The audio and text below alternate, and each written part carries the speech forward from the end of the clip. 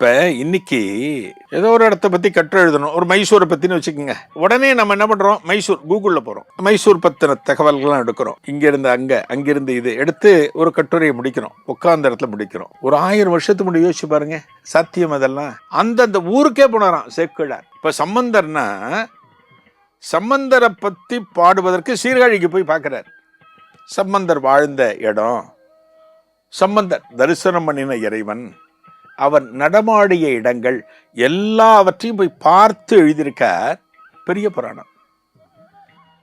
அதனால தான் இந்த பெரிய புராணத்திற்கு என்ன சிறப்பு அப்படின்னா, நாயன்மார்களை பற்றி மட்டும் சொல்லாமல் அவர்கள் வாழ்ந்த காலத்தில் இருந்த இசை, அப்ப இருந்த வாழ்க்கை முறை, அப்ப இருந்த மக்களுடைய நடவடிக்கைகள், இது எல்லாத்தையும் இதுல கொண்டு வந்திருக்கார் சேக்கிழார்.